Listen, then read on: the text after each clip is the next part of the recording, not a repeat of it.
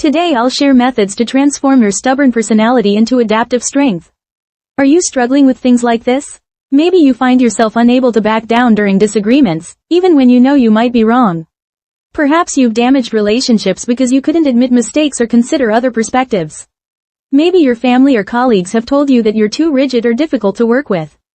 Or you might notice that your need to always be right is exhausting both you and everyone around you. Let me share something important. These struggles aren't character flaws. They're actually patterns that served you well at some point but have now become obstacles. The good news is that with the right techniques, you can maintain your strength and conviction while developing the flexibility that makes life so much easier and relationships so much richer. Let me explain why we become stubborn in the first place. There are three main causes that create this pattern. First, stubbornness often stems from anxiety about losing control. When we feel uncertain or vulnerable, holding tightly to our positions gives us a sense of security. It's like gripping the steering wheel too tightly when driving in bad weather. We think it keeps us safer, but it actually makes us less able to respond effectively to changing conditions. Second, our ego gets involved. We confuse changing our mind with weakness or failure. Society often rewards people who seem certain and unwavering, so we learn to dig in our heels even when new information suggests we should reconsider. We mistake flexibility for flippancy and rigidity for strength. But here's the truth that successful people know. The ability to adapt quickly to new information is actually the ultimate form of strength. Third, rigid thinking becomes an automatic habit. Our brains love patterns and shortcuts. Once we develop a way of thinking or responding, our brain wants to use that same pathway again and again because it requires less energy. It's efficient in the short term but limiting in the long term. Many people try to overcome stubbornness by forcing themselves to be more agreeable, but this doesn't work because it feels inauthentic and creates internal conflict. Others try to suppress their opinions entirely, which leads to resentment and passive-aggressive behavior. The solution isn't to become a pushover. It's to develop conscious flexibility while maintaining your core values. Now let me share 6 practical methods that actually work to transform stubborn patterns into adaptive strength. The first method is the pause and breathe technique. This is the foundation of all the other methods, and you can start using it immediately. Here's exactly what to do. When you feel resistance rising in any situation, whether it's during a conversation, when receiving feedback, or when facing something new, immediately take a deep breath and mentally count to 3. This isn't just about calming down. This 3-second pause interrupts your automatic response pattern and creates space for choice. Next, tell yourself the word, hold on, and physically change your position. If you're sitting, stand up. If you're standing, shift your weight or take a small step back. This physical movement signals to your brain that you're creating space for something different. Then ask yourself one specific question. What else could be true about this situation? You don't have to believe the alternatives yet. You're just opening the door to possibility. The timing is crucial here. You need to catch yourself within the first 10 seconds of feeling that stubborn response rising.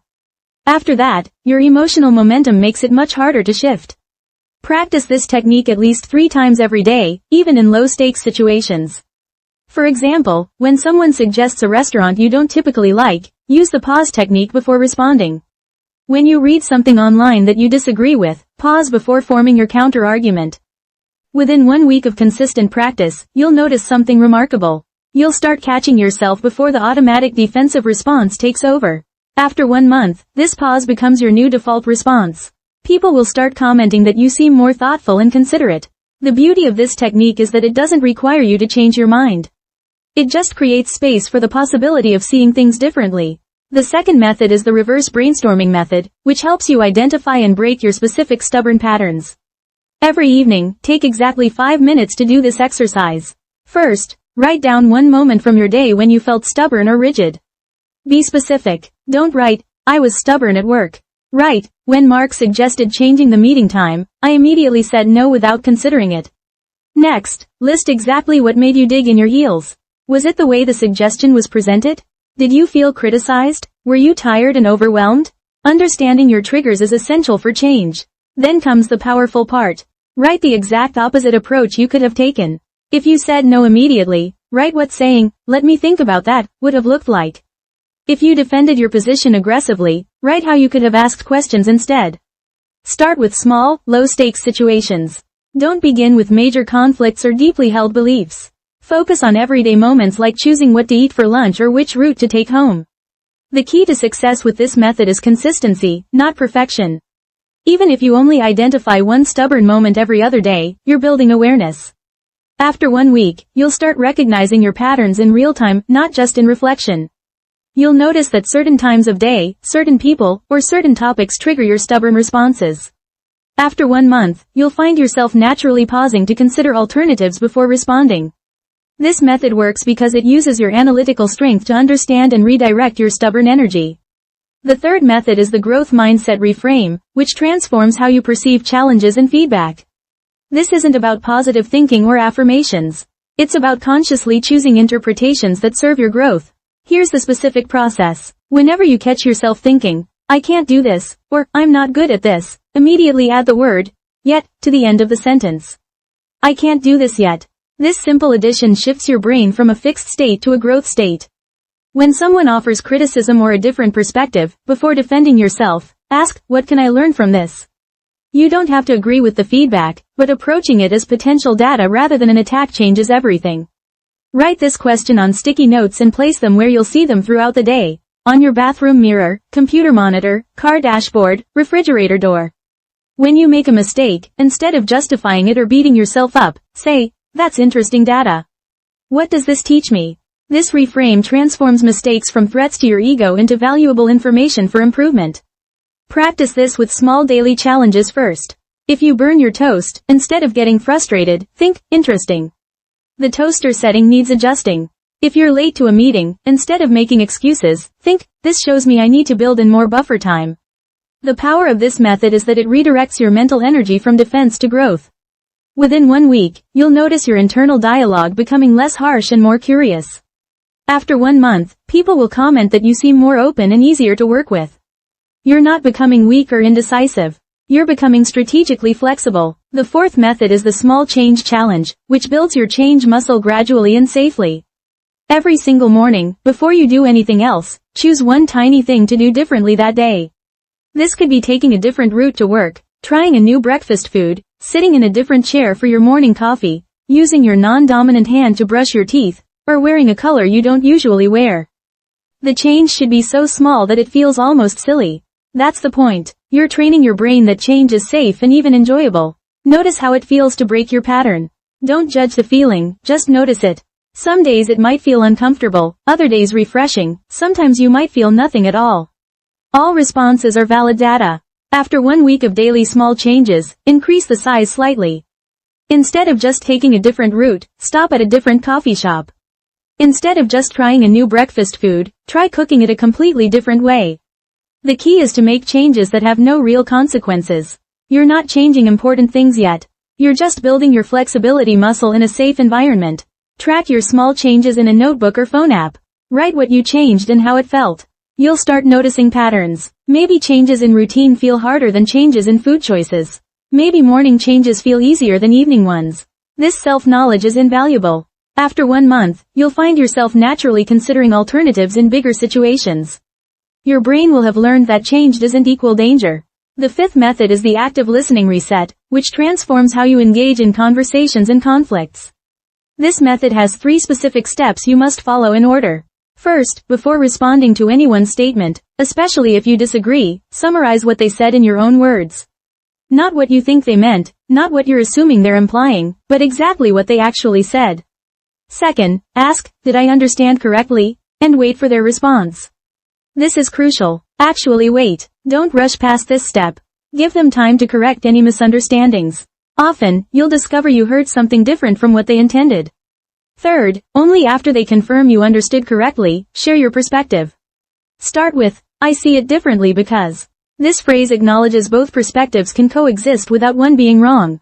Practice this first with people you trust.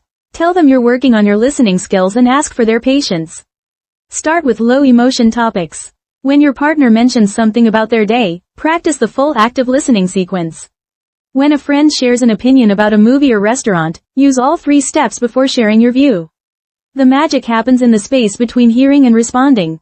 That's where connection lives. Within 1 week, you'll notice arguments becoming discussions. People will seem less defensive around you because they feel heard. After 1 month, this way of communicating becomes natural. You won't have to think about the steps anymore. Your relationships will transform because people feel safe sharing their real thoughts with you. The sixth method is the physical movement break, which uses your body to shift your mental state. This works because physical rigidity and mental rigidity are connected. When your body moves freely, your mind follows. Scientific research from multiple universities has shown that physical movement directly impacts cognitive flexibility by increasing blood flow to the prefrontal cortex, the brain region responsible for executive function and flexible thinking. Here's exactly how to use this method effectively. Whenever you feel mentally stuck, stubborn, or locked into a position, immediately engage in 20 minutes of physical movement. This could be walking, stretching, dancing, cleaning, gardening, yoga, swimming, or any activity that gets you moving. The specific type of movement matters less than the act of moving itself. The key is to move without trying to solve the problem. Don't use this time to rehearse arguments or justify your position. This is crucial because when you stop forcing solutions, your subconscious mind can work more effectively. Let your mind wander freely during movement. Notice the sensations in your body. Pay attention to your breathing, the feeling of your muscles working, the rhythm of your movement. If you're walking, notice the feeling of your feet connecting with the ground. If you're stretching, feel the tension releasing from your muscles. This mindful attention to physical sensation pulls you out of mental loops and creates space for new perspectives. Set a timer for 20 minutes. This duration is important and scientifically validated. Research shows it takes about 20 minutes for movement to trigger the neurochemical changes that enhance flexibility and creativity. Your body releases endorphins, serotonin, dopamine, and brain-derived neurotrophic factor, all of which contribute to improved mood and cognitive flexibility. Less time doesn't produce the full effect. More time is fine, but 20 minutes is the minimum effective dose. During your movement, if thoughts about the stuck situation arise, acknowledge them without judgment and return focus to your body. Think of thoughts like clouds passing through the sky. You notice them, but you don't grab onto them. This practice of noticing without attaching is itself a form of flexibility training. You're teaching your brain that thoughts and positions can come and go without requiring your full commitment. Here's a specific example of how to implement this. Let's say you're in a disagreement with your spouse about weekend plans. You feel yourself getting stubborn about your preference. Instead of continuing to argue, say, I need to think about this. Let me take a walk and we'll talk when I get back. Go for a 20-minute walk. Focus on the feeling of movement, the scenery around you, the rhythm of your breath. Don't try to win the argument in your head. Just walk. After 20 minutes, return to the situation. Don't force a solution. Just notice if anything feels different. Often, you'll find new perspectives have emerged without effort. Solutions that seemed impossible before now seem obvious. Positions that felt crucial to defend now seem less important. You might realize that your spouse's suggestion actually has merit, or you might find a creative compromise that satisfies both of you. Or you might still prefer your original position but feel less attached to being right. Use this technique proactively, not just reactively. Schedule 20-minute movement breaks throughout your day, especially before potentially challenging conversations or decisions. If you know you have a difficult meeting at 2 o'clock, schedule a movement break at 1:30. If you typically argue with your teenager about homework in the evening, take a movement break before that conversation. Different types of movement work better for different people in different situations. Experiment to find what works for you. Some people find repetitive movements like walking or running most effective because the rhythm is soothing. Others prefer varied movements like dance or martial arts because the complexity engages their mind differently. Some find gentle movements like stretching or Tai Chi most helpful because they combine movement with mindfulness. There's no wrong choice as long as you're moving. After 1 week of daily movement breaks, you'll notice your overall stress levels decreasing significantly. Your problem-solving abilities will improve across all areas of life. You'll find yourself less reactive and more responsive. After 1 month, you'll have developed a reliable tool for shifting from rigidity to flexibility whenever needed. Your body becomes your ally in mental flexibility. People around you will notice you seem calmer and more approachable. Your stubborn moments will become less frequent and less intense. Now, let me share some additional insights that will help you succeed with these methods. Understanding the deeper psychology behind stubbornness can accelerate your transformation. Research from multiple institutions has shown that people who successfully overcome rigid thinking patterns share certain strategies. They don't fight against their stubbornness directly. Instead, they redirect that same energy toward growth and adaptation. Think of it like martial arts, where you use your opponent's force to your advantage rather than meeting force with force. One powerful insight is that stubbornness often masks fear. Fear of being wrong, fear of losing control, fear of appearing weak, fear of change itself. When you recognize fear as the underlying driver, you can address the real issue rather than just the surface behavior. Ask yourself, what am I afraid will happen if I consider this alternative? Often, you'll find the fear is either unfounded or much smaller than it seemed. Another crucial understanding is that flexibility doesn't mean having no boundaries or standards. In fact, the most flexible people often have the clearest values and boundaries. They know what truly matters to them and what doesn't. This clarity allows them to be firm where it counts and flexible everywhere else. Spend time identifying your core values versus your preferences. Values are worth standing firm on. Preferences can be negotiated. It's also important to recognize that developing flexibility is not a linear process. Some days you'll feel incredibly open and adaptable. Other days, old patterns will resurface strongly. This is normal and expected. Think of it like learning a new language. Some days the words flow easily, other days you struggle with basic phrases. Progress happens in waves, not straight lines. Be patient and compassionate with yourself during the challenging days. Creating environmental supports for flexibility is another key strategy. Surround yourself with people who model adaptive thinking. Read books and watch content that challenges your perspectives. Join groups or communities where diverse viewpoints are welcomed and discussed respectfully. Your environment shapes your thinking more than you might realize. If you're surrounded by rigid thinkers, maintaining flexibility requires much more effort. If you're surrounded by flexible thinkers, adaptation becomes more natural. Let me summarize what we discussed today with specific action steps. First, pause for 3 seconds and ask, what else could be true? When you feel resistance rising. This simple technique interrupts automatic defensive patterns and creates space for new perspectives. Next, use reverse brainstorming each evening to understand and redirect your stubborn patterns. Spend 5 minutes writing about one stubborn moment and imagining the opposite response. Then, add, yet, to limiting thoughts and approach feedback as learning data. Transform, I can't, into, I can't yet, and view criticism as information rather than attack. Also, make one small, safe change every morning to build your flexibility muscle. Start with tiny changes like taking a different route or trying a new food.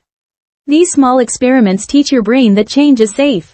Additionally, summarize others' words before responding to create understanding and connection. Use the 3-step process. Summarize, confirm understanding, then share your perspective. This transforms arguments into discussions. Finally, take 20-minute movement breaks to shift from mental rigidity to flexibility. Physical movement directly impacts cognitive flexibility through neurochemical changes. The most important thing is to start with just one method today. Don't try to implement all 6 at once. That would be overwhelming and counterproductive. Choose the one that feels most doable for you right now. Maybe it's the 3-second pause because it requires no preparation. Maybe it's the evening reflection because you already journal. Maybe it's tomorrow morning's small change because you like concrete challenges. Start there. You don't need to be perfect. You just need to begin. Remember why you're doing this. You're not trying to lose yourself or become someone you're not. You're expanding your capacity to respond effectively to life's complexities. You're developing the ability to stand firm when it matters and flow when it doesn't. You're creating space for richer relationships, better problem solving, and less internal struggle. This isn't about becoming weak. It's about becoming strategically powerful. After watching this video, I want you to try the pause and breathe technique right now. The next time someone says something, before you respond, take that 3-second pause and ask yourself, what else could be true? It only takes 3 seconds, but those 3 seconds can change the entire trajectory of your day, your relationships, and your life. You might feel changes within just 1 week. Remember, you're not trying to become weak or passive. You're developing the ultimate strength, the ability to choose your response rather than being controlled by automatic patterns. You're keeping everything powerful about your personality while adding the flexibility that makes life richer and relationships deeper. If today's content was helpful, please hit the like button. Your support helps others find these practical solutions. If you want more techniques for personal transformation, please subscribe to the channel. Remember, small changes create big transformations. Let's grow together. That's all for today. Thank you for watching, and remember, your strength multiplied by flexibility equals unstoppable personal power.